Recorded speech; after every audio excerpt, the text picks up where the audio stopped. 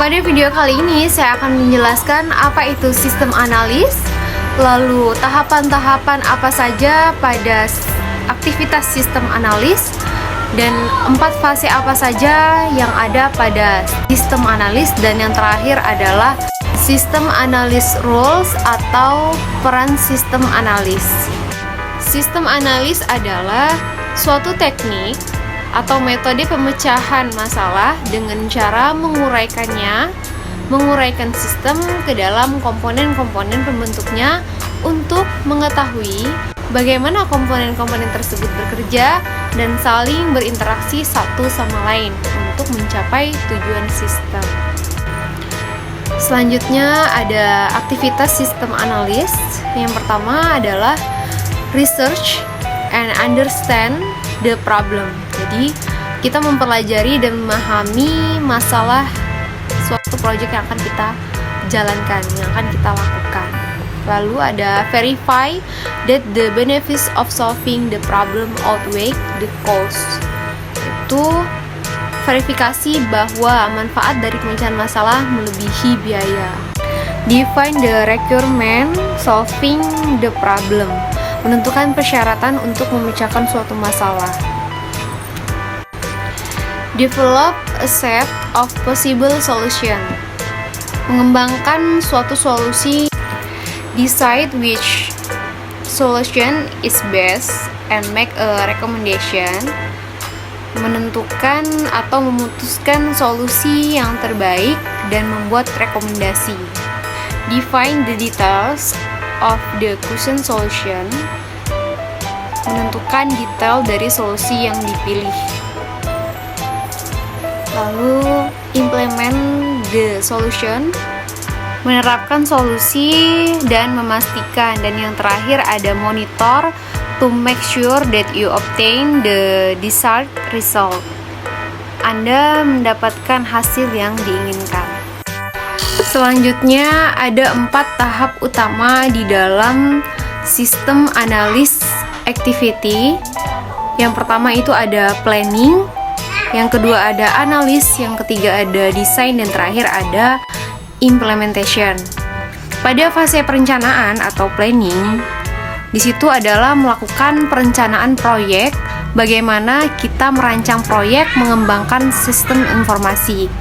Bagaimana pula kita memilih proyek, dan bagaimana pula kita melakukan manajemen proyek, mulai dari bagaimana menyusun jadwal proyek dan lain-lain. Dan hasil dari fase planning yaitu project plan atau perencanaan proyek. Nah, lalu yang kedua ada fase analis. Kalau perencanaan proyek sudah dilaksanakan, maka ada requirements. Pada fase ini adalah starting atau start untuk memulai proses bisnis dari sistem yang akan dikembangkan. Pada fase ini, mulai dari apa saja yang dibutuhkan dari sistem itu, di dalam requirement itu juga nanti akan dijabarkan dalam use case. Setelah itu, nanti akan ada diagram use case. Proses model juga, data model juga, dan dari sinilah maka akan muncul output sistem proposal. Ketiga adalah pada fase desain. Pada fase desain ini, itu lebih ke tampilan dari sistem yang kita buat. Tampilannya bagaimana, hardware spesifikasinya bagaimana, dan pada fase ini outputnya adalah system specification atau SRS. Dan yang terakhir adalah pada tahap implementation. Berarti programnya sudah disusun, sudah lengkap, kemudian nanti akan diuji dan dites. Lalu ada dokumentasi dan melakukan training plan, dan terakhir sampai pada tahap install system. Sistemnya sudah terinstall dengan baik. Selanjutnya ada sistem analis rules atau peran sistem analis, yaitu biasa disebut juga dengan stakeholder sistem informasi, yaitu orang yang memiliki ketertarikan pada sistem informasi yang sudah ada atau yang ditawarkan. Dan tiap kelompok stakeholder memiliki perspektif yang berbeda pada sistem informasi yang sama. Di antaranya ada manajer sistem informasi. Manajer sistem informasi berperan dalam mengalokasikan dan mengawasi proyek pengembangan sistem daripada terlibat langsung dalam proses pengembangan sistem. Dan ada analis sistem.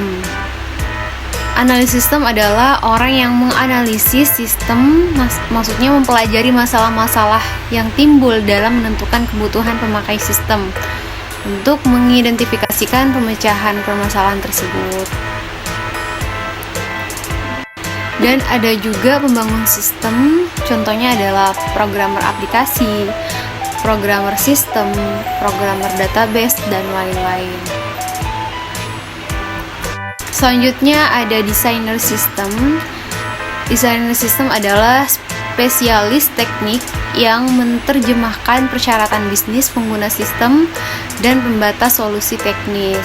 Contohnya administrator database, arsitek jaringan, arsitek web, artis grafik, ahli keamanan, dan lain-lain.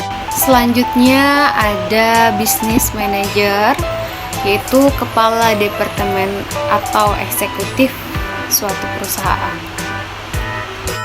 Terakhir itu ada pengguna sistem. Pengguna sistem tuh user itu sendiri. Di sini ada internal system user, pengguna sistem internal seperti pekerja administrasi dan layanan, staf teknis, manajer, supervisor, manajer menengah, dan lain-lain. Dan juga ada pengguna sistem eksternal. Pengguna sistem eksternal ini adalah mayoritas pengguna sistem informasi modern, seperti pelanggan, pemasok, rekan kerja, dan karyawan.